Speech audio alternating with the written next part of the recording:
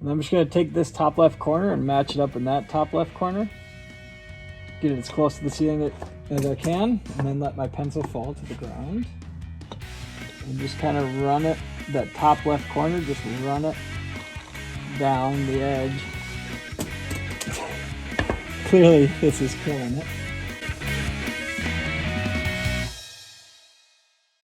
Hey, welcome back to our YouTube channel. My wife and I decided to buy a Ford Transit Connect XLT, turn it into a camper van for a road trip that we went on for our 10-year wedding anniversary. So this particular video is for our cabinet unit here.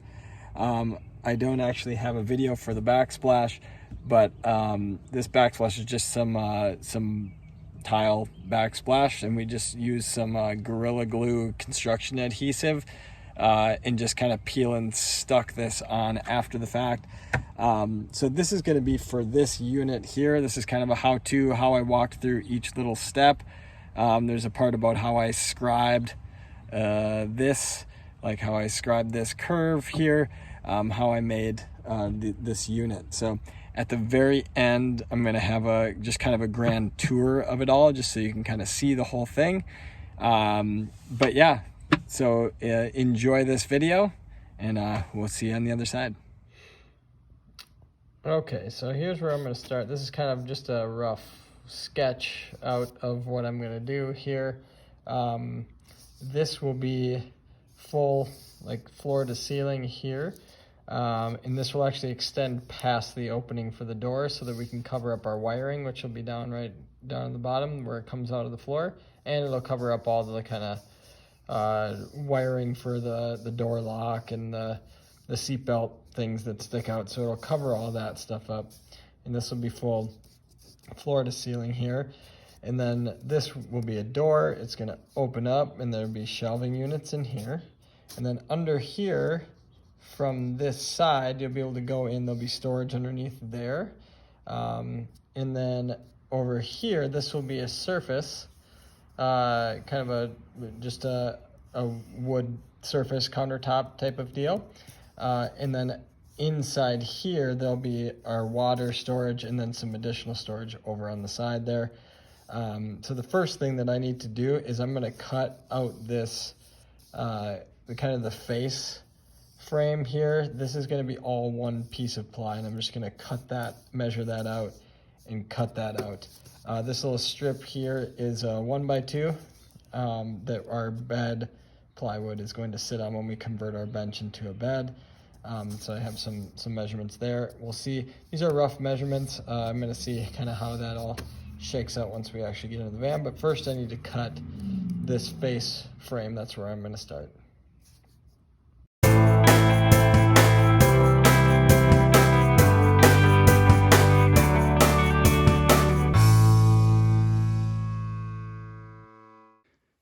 Okay, so now that I have my my plywood cut to the maximum width and the maximum height, I know I'm going to have to make a few adjustments because the roof isn't perfectly straight across, but now I'm going to trace out, because I'm just going to use this big piece as kind of the full face plate on the front side. So I'm going to trace out where I need to cut for the cabinet here. And that's kind of the next step, and then I got to make that cut, and then I'll figure out the rest of it over there.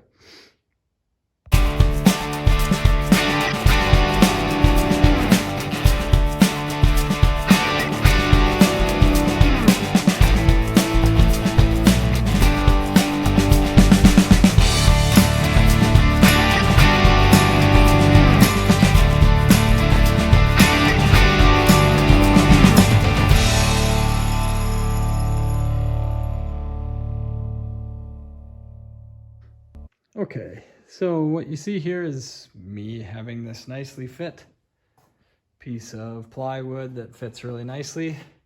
What you don't see is I went back and forth from the jigsaw maybe like 15 times.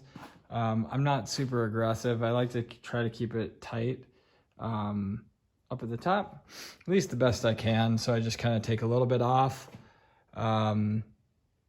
go test it out, come back, take a little bit off, go out, test it, go back to the jigsaw, take a little bit off, see where it's hitting. I like to just kind of take a more gradual approach to it, be patient, because I feel like the end result turns out much better, at least in my experience, in my opinion. So this is the first step here in this process.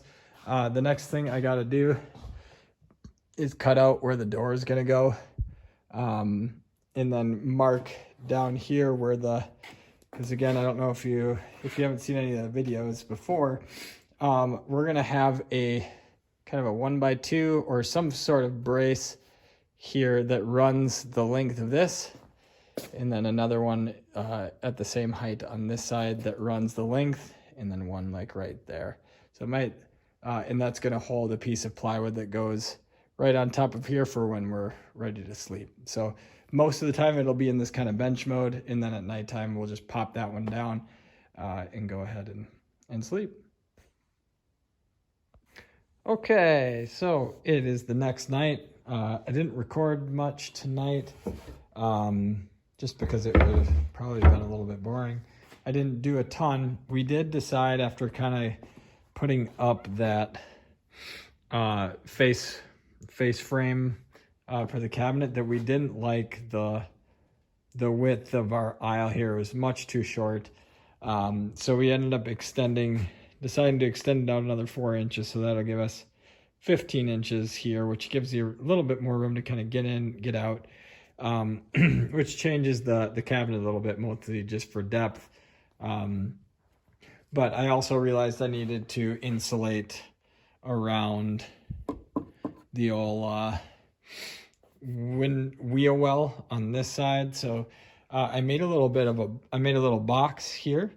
I just used 1/2-inch plywood, and essentially I gave a little bit of gap in between the wheel well so I could slide some insulation down in there, and then I'll just fill this kind of to the top, and then I might put a little top on it just to hold it all in place.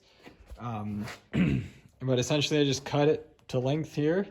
I made sure I offset, because I have a 3/4 inch plywood that's going to be on the outside here, so offset that. And then I screwed it. I made a little, just some scrap wood here, and screwed it into the board, and then screwed it down into the floor, so that should secure it. And I did the same thing on that side. I did have to have a little cut around some of those cables down there, just to make sure that it wasn't smushing them or anything like that. But so now I should be able to just fill this with insulation. And then I got this face plate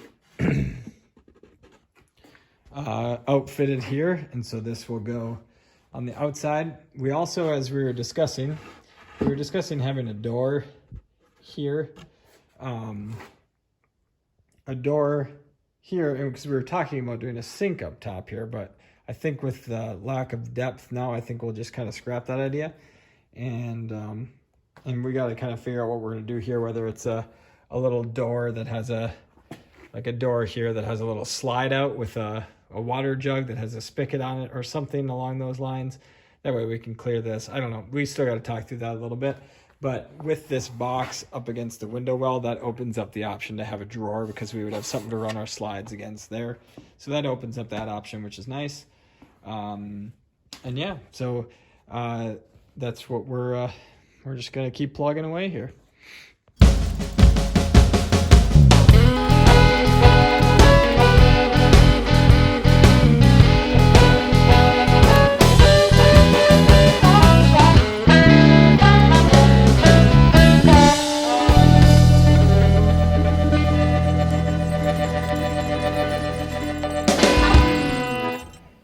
There we go. So I filled that up pretty well.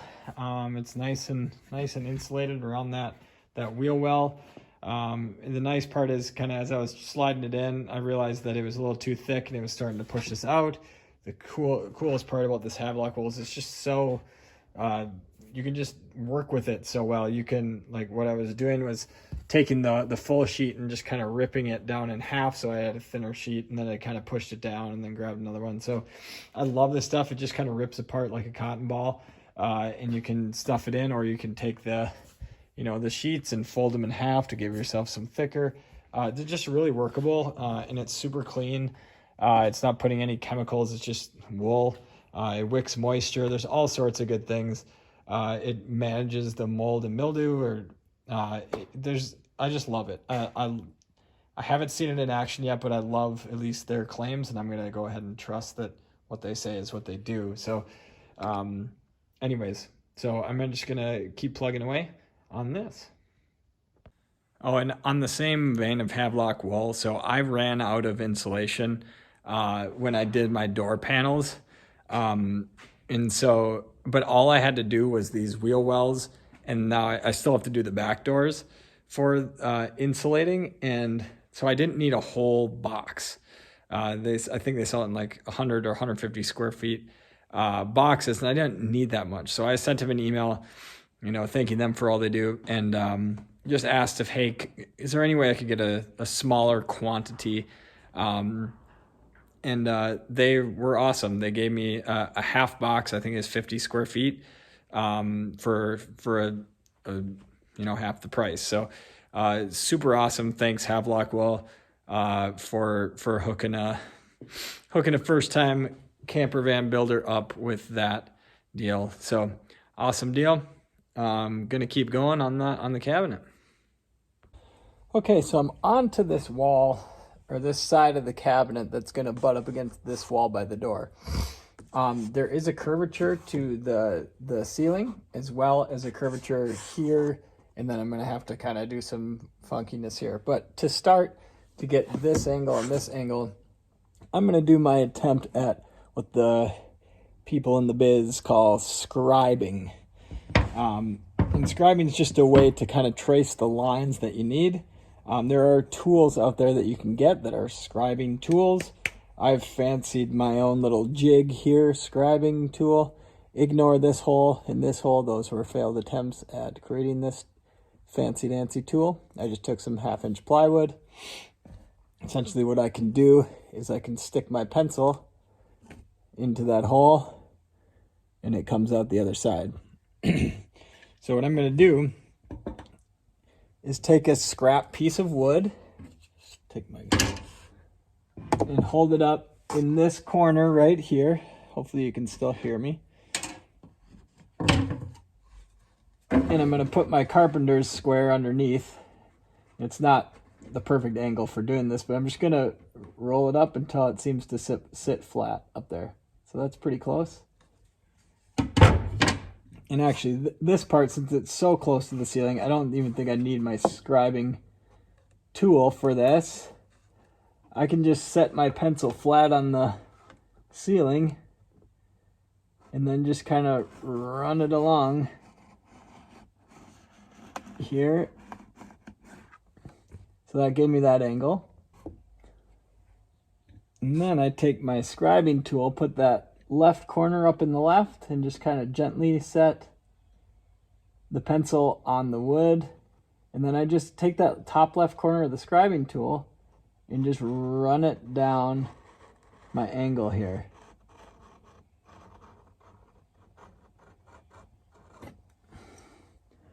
And just like that, I should have a pretty close cut line here that I can trace onto my actual board. So I'm going to cut that out and just see how it fits. And then I got to kind of figure out how to work around this part as well. Probably use my scribing tool again, but we'll go ahead and do that. Okay, so I just used my jigsaw, cut that out, and then cut that board to the length of this. And now you can see it slides up there pretty nice. That's a pretty tight fit. So I at least have that portion of it. And then I'm going to have to figure out the rest of it here. It's going to take me a second to think about that. Okay, so I essentially just did the same thing. I just made a longer scribing tool. And then I just put up another piece and then traced along this line. And obviously it's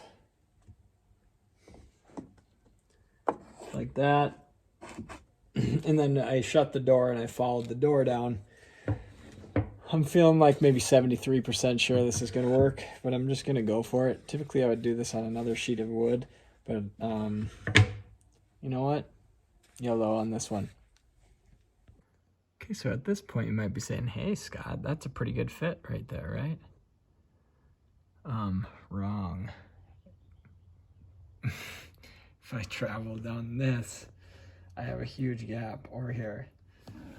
And it's hanging off over there. So something is off here, and my guess is that the width down here at the bottom, I have a feeling because of the curvature of the van, I need to scribe this edge as well.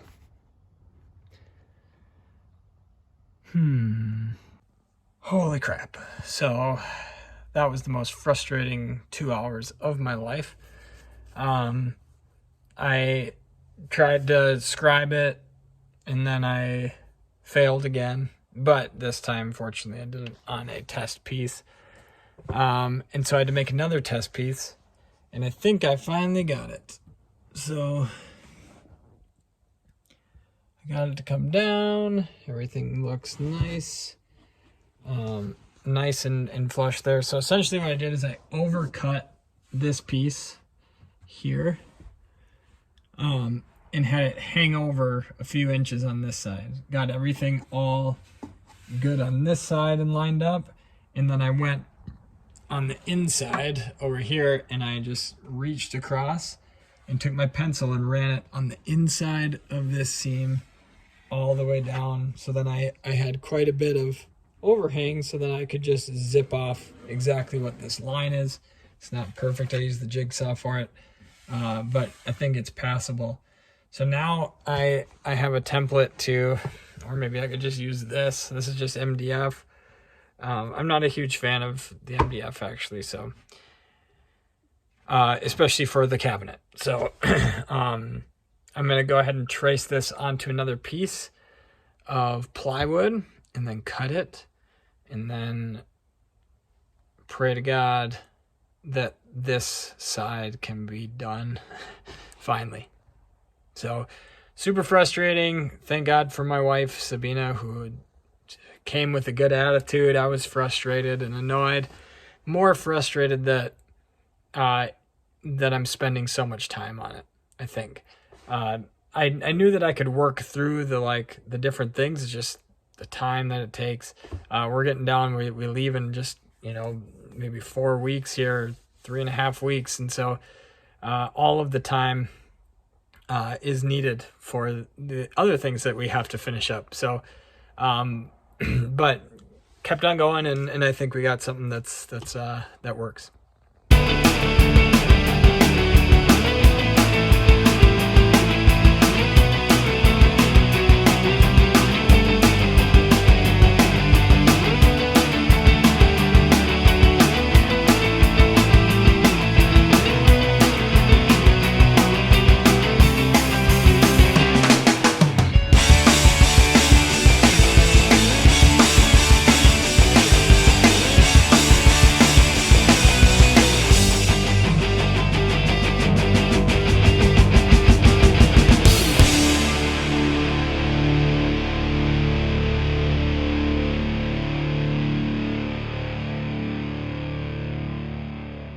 With a little hard work and dedication and help from a beautiful, wonderful wife of mine, we got it.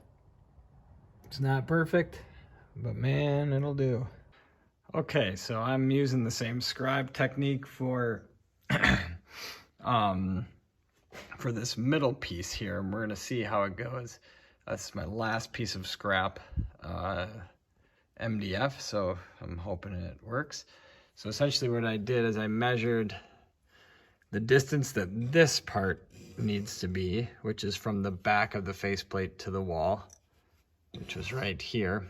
And then I measured what this length should be from this spot to here. And I took a piece of 1/2-inch plywood, and I made a hole right where it should start.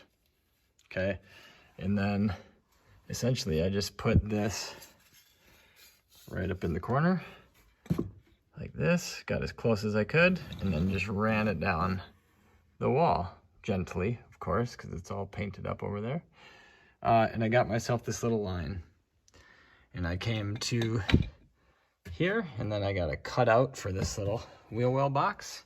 And then I'm just praying this baby just goes right in, and then I got a template for it. All right, so after a grueling day of frustration, this feels good. You know, practice makes perfect. Or, well, practice makes a little bit better and less attempts at something. So I got a pretty decent cut there, I would say. The scribing technique worked really well. That's a new skill for me, so that's pretty exciting. I'm definitely gonna have to use that one again. So this feels like a win. Now I gotta trace this onto some actual ply, and we can install that. Okay, you can't complain about that cut. Holy moly. That's pretty good. I'll take it. Okay, so now I got all the pieces actually cut. So I got all the cabinet pieces fitted. Everything's looking pretty good. So what I need to do now is on each of these pieces I need to do some cutouts for doors and drawers and all sorts of fun stuff in there. So the first one is the face plate, or the face frame. I'm gonna do something kind of like this, where it's got a door here. So this will be a cabinet. And what we're gonna do is run a 1x2 at 13¼ inches. So then we can set plywood on top of it that'll kind of span across the walkway to create the second part of the bed. So what I need to do is measure up 4 inches from that for our cushion, and then give a little bit of wiggle room so that we can open this door if the bed is down. So I think that sets me at about 20 inches up. And I'm just gonna do 2 inches on either side just to kind of frame it up, make it look nice, and also give me a little bit of space, because this will not be an inset door. This is gonna be one that kind of sits on like a normal cabinet. So I'm gonna go ahead and do that, get that all cut out here, and then I gotta move on to the other panels and do a few other things there too.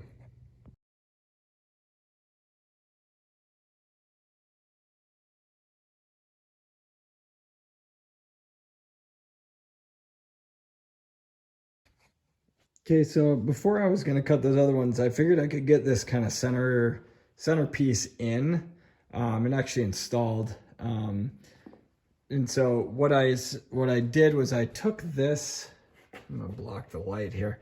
I took this piece and I threw some pocket holes along the inside here. And then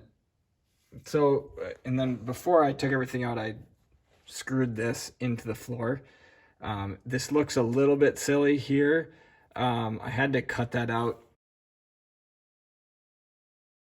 It was the only way I could actually get it in here, just because it fits so snugly that I couldn't kind of move it back and forth to get it into the middle. So I had to cut the bottom of that out to clear the back when I had it kind of at an angle coming in, and that allowed me to get up over the lip and kind of get it into place. So it was a little bit creative. Wasn't super excited about having to do that, but it was really the only way outside of, you know, I suppose I could have pocket holed this while it was in here with like a 90-degree drill bit. But I like to be able to kind of line this up and get it square up on the bench instead of having to do that inside here. So then at the top, after I got that installed, I also just put some cleats to hold it up and just to hold it in place nice and square and ready to rock and roll. So this is solid in here. I'm just gonna slide over here. Sorry, the lighting is horrendous in here. I'm gonna have a surface over here. So before I installed it, I also drilled some pocket holes into the bottom of this side so that I can screw up into that surface there. So just kind of had to think through a little bit about how this is all going to join together, so that I could be prepared and not have to disassemble things that I don't have to. So that's feeling good that it's up and in there. So we're going to keep on cruising. Okay, so another thing I realized I needed to do was to put the bottom shelf in. Before I could install this, I needed to kind of get this And I was originally going to do it flush with this, but then I realized that if I kept the bottom shelf flush with this, it would go right to the center of this. I didn't feel like cutting around, so I figured I would utilize the space here, because there's another little thing that sticks out right underneath here. So I just slid this 3/4 inch plywood in between there, and then I, kind of measured this little area out. So on the upside, it'll kind of be recessed in here, so that'll, one, give us a little bit extra space on that bottom shelf, and two, it'll keep things from tipping out. So it kind of holds it on. I cut a hole in the back corner, obviously, for the wiring. My rocker panel will probably be about right here. I haven't secured this in yet. I'm just holding it up. So to look kind of underneath how this shelf is held up,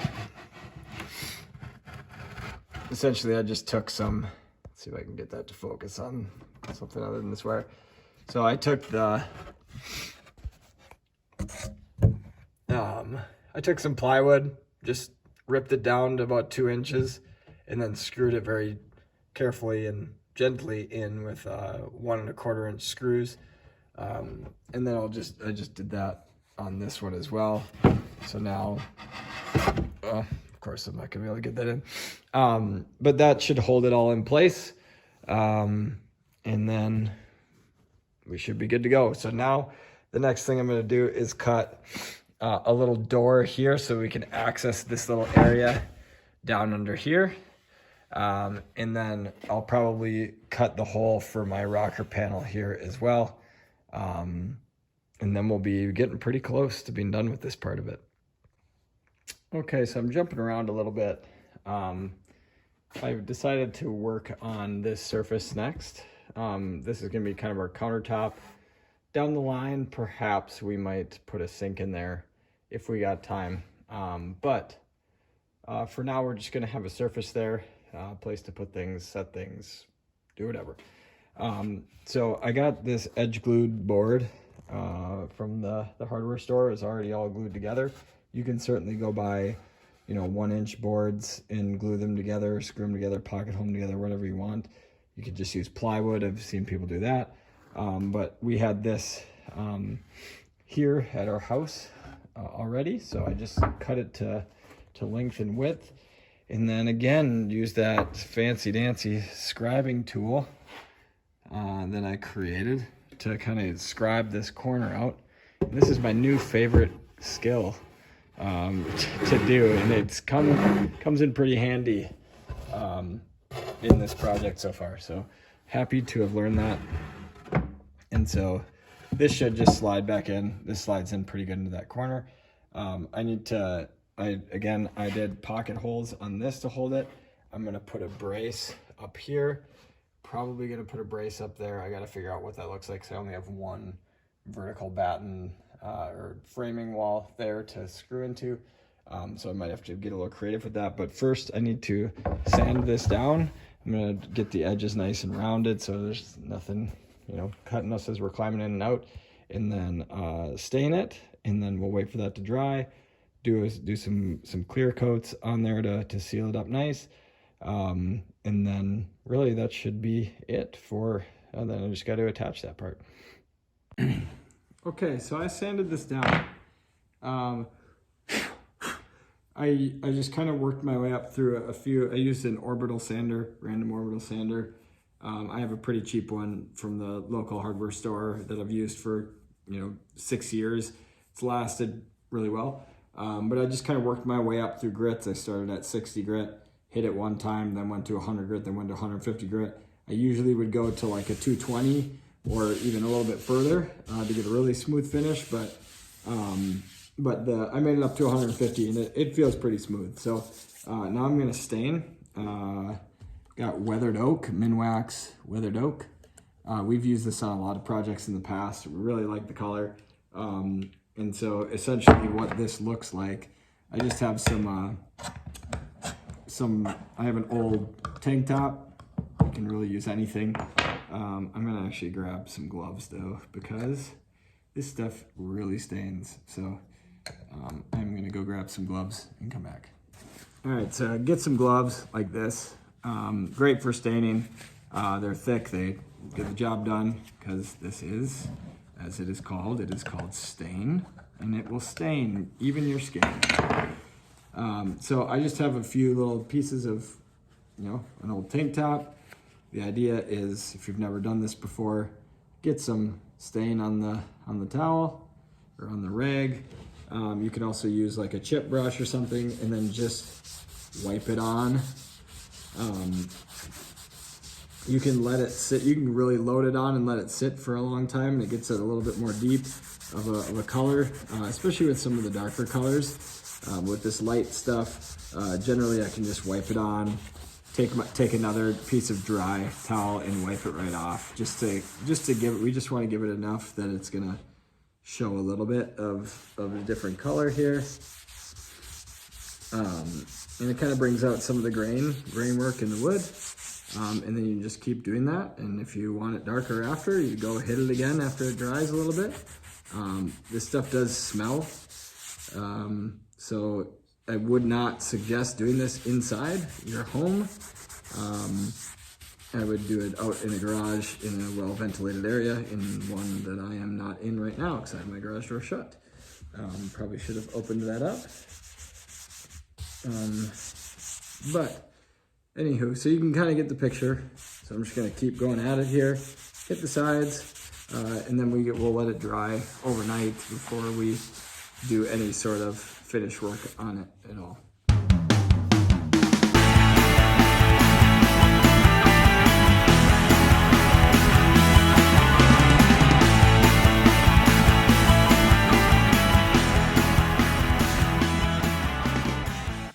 Okay, so here's where I'm at for the night. So this is all stained. It's not attached yet. I still want to put a clear coat on top of this just to seal it up nice. And what I did is I was able to screw on this piece of ply here. This is going to be where the hinge will attach to the door that goes over to here. Also, there's this 12 volt socket here that was original with the van. It works off the car battery. So just in case, it gets crazy and, or something happens with our battery and we need power for something, we can start up the car and we can use that for whatever we need to.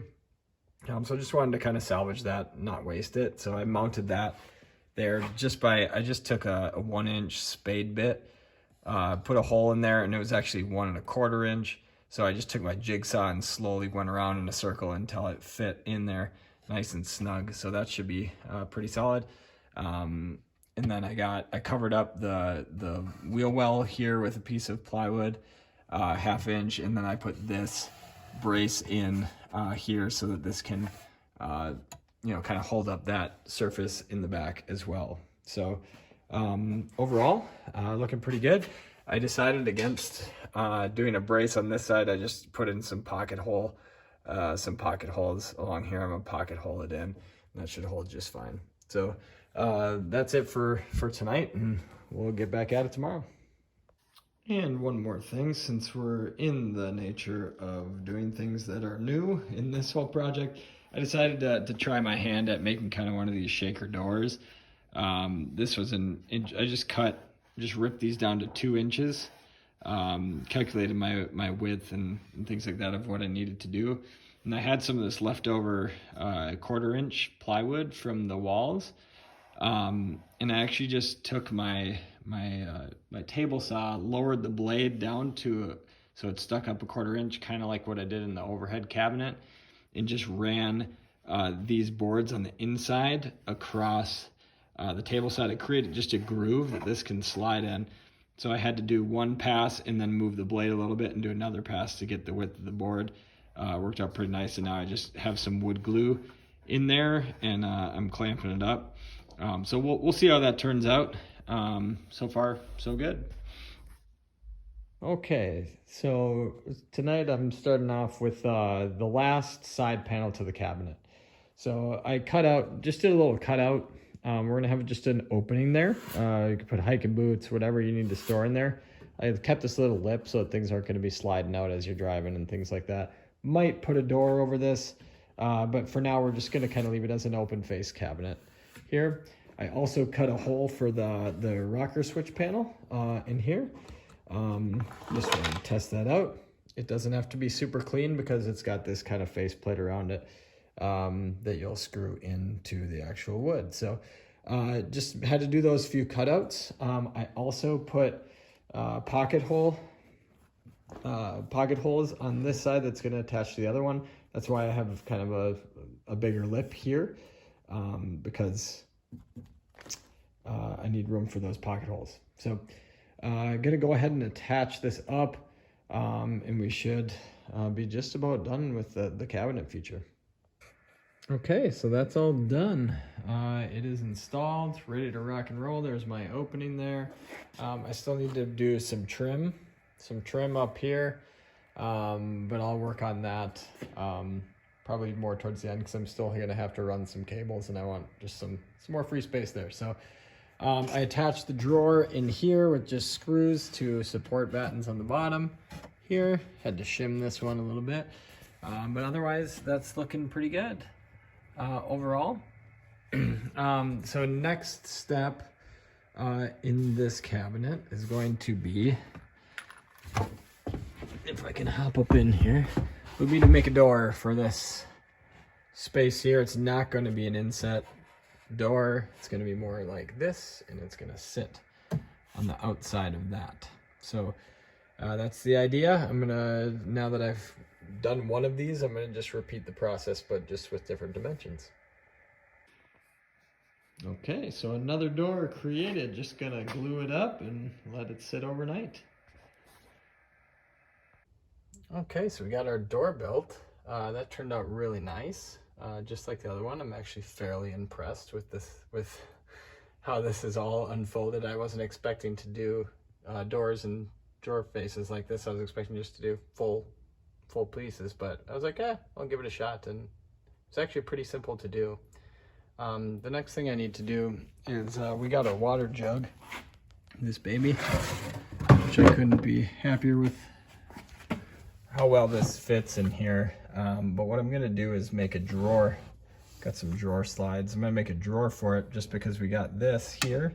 And I want to be able to pull the water out to clear this so we can kind of pour water without having to lug this huge jug out of the van every time. So I'm gonna create a drawer for that. The drawer will essentially just be a piece of 3/4 inch plywood with a little lip on the front and a lip on the back to kind of hold it in place. And then I might do a little cutout for the spigot so we can kind of lift it up and not have to, and it just can kind of hang over the edge. So I'm gonna kind of play around with that a little bit, install the drawer slides, and then we'll have that drawer. All right, so this turned out pretty cool. Got our water jug in there, just built kind of a little 3/4 inch ply. Probably want to seal that up a little bit, but just glued some boards down there, and then it just fits nicely, just like yay. And then when we get there, open the door. These little locking mechanisms here, this will keep it from sliding out while we're going. Pull them in, pull this out, tip it up. Got a little spigot here, fill up our water. Again, I probably want to cover this with something, so otherwise that'll just start rotting away pretty quick. Still got to kind of think that through a little bit, but turned out pretty cool. Okay, so got a nice fresh coats of paint thanks to Sabina. She did a really nice job getting this all painted up here. But the cabinet unit is almost all done, at least for now. Put some paint even on here to seal it up because that's going to probably get some water dripping on there. So we put paint on there as well. The last pieces here, just kind of finishing things up. On the inside here, there's this gap in between where the cabinet ends and where the door that we don't want just wide open for things to kind of fall out. It's a little bit tricky, but I think it should be fairly straightforward to kind of just trim this out. It might not look perfect, but thinking, because this kind of comes down at an angle here, if I can get that without a shadow, and then it goes straight down. So I'm just gonna get one piece and I'm just gonna pocket hole it into here and then slide it back behind the wall trim here, and that should hold that in place on that side. And then from the angle, I'll go straight down and do the same thing, just slide something back here, and just have it set, just kind of rest on here. And then I haven't quite figured out what I'm gonna do with this bottom part yet. Probably, I might just do the same sort of thing, just kind of get a piece that's in there that kind of works around that kind of stuff. So, but for now, I'm just gonna work on these top two trim pieces here. Okay, so it's not the prettiest thing in the world, but it gets the job done. So I just got some pieces that are just kind of set behind here. Pocket hold into here, painted. And then, so from the outside, if I were to hop out, looks pretty good. I might throw some caulk in here just to kind of seal that up, make that look a little better. And then I got to kind of figure out that little area there. So that'll be kind of one of the final steps.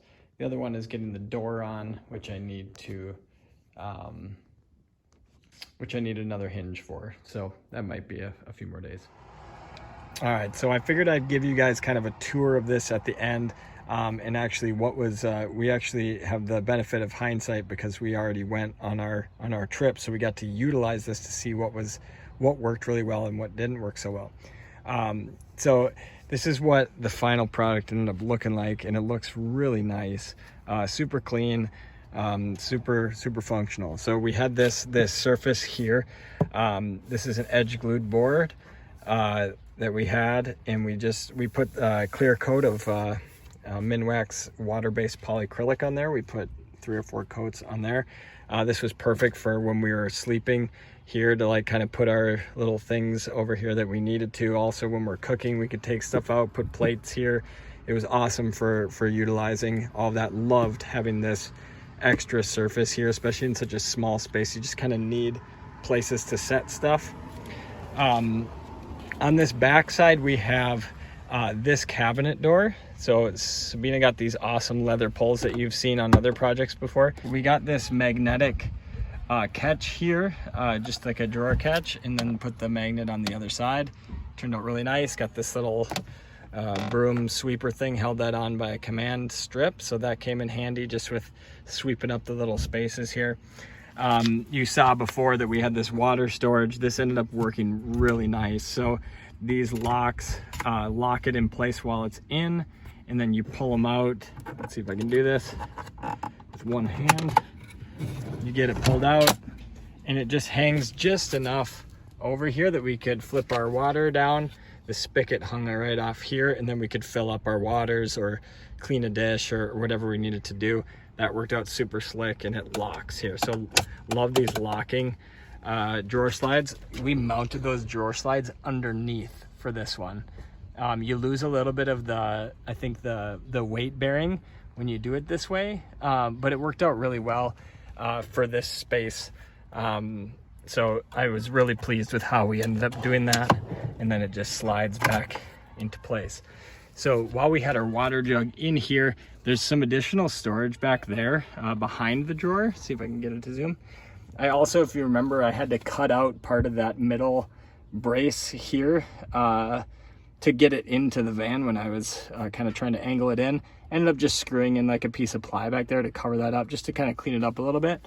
And then we ended up with some extra storage up here. I mounted just like a piece of scrap wood up here, so we had something to hold in. These are all, it's a mess. We got a tablecloth and some garbage bags and some cups here, and that looks really nice. So on the outside here, again, we got that 12-volt port that runs off of the actual battery of the car. So if we ever needed to, got in a bind, something happened to our electrical system, something like that, we could still power our devices with like an inverter, one of those ones you just plug in. Back here also is a switch. This is a two-way switch, so we can control the lights from back here. And then we can also control it from the other side. So we figured there'd probably be instances where we were back here and wanted to turn the lights on. Also instances where we wanted to turn them on from the other side door, which I'll show here in a minute.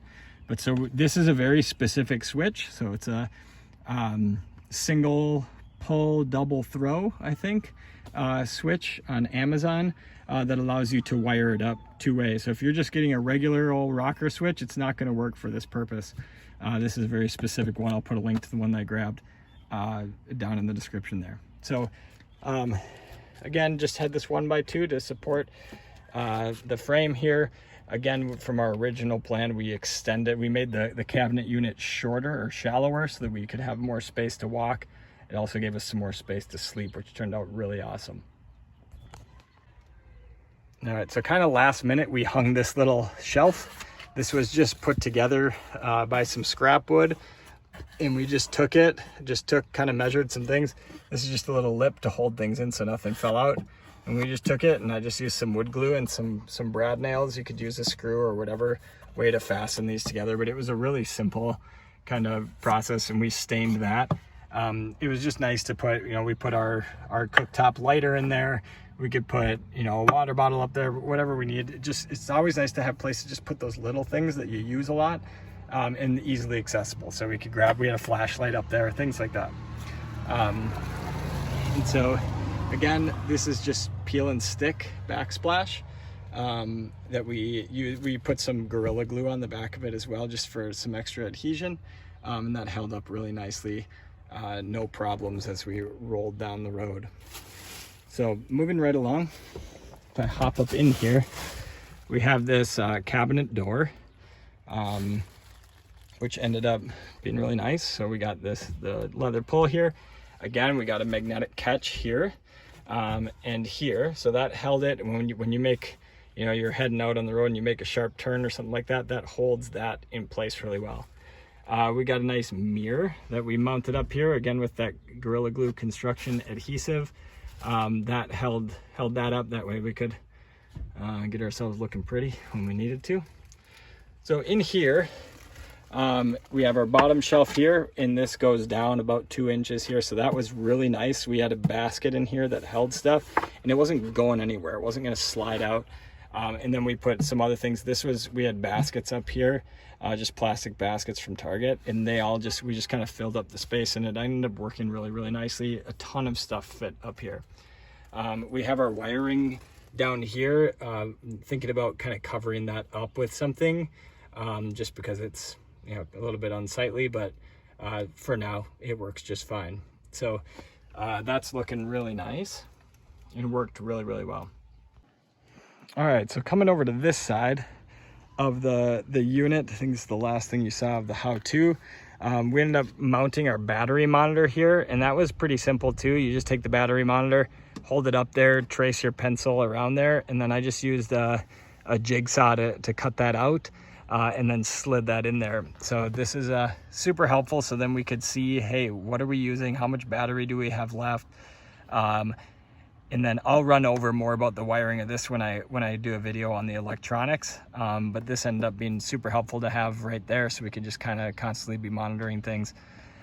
We had this 5-switch rocker panel that we had. We ended up only using one of these switches. They have other ones out there that have fewer switches, but by the time we realized we're not going to use very many of them, it was too late to return them. So we're like, hey, why don't we just still install this? It gives us room to expand, or anybody else, if we end up when it belongs to someone else, they have some room to expand if they want to put lights somewhere else, or put a water pump and put a sink in that back surface area. There's options here. So we did wire up this 12-volt port here, so that we could use an inverter if we needed to. This thing, if wired up, will tell you the voltage of the battery, but we have so many other places that's telling us the voltage, so we didn't feel the need to wire that up. And then we have our USB chargers right here that we're able to charge our phones and any other devices that use USB charging.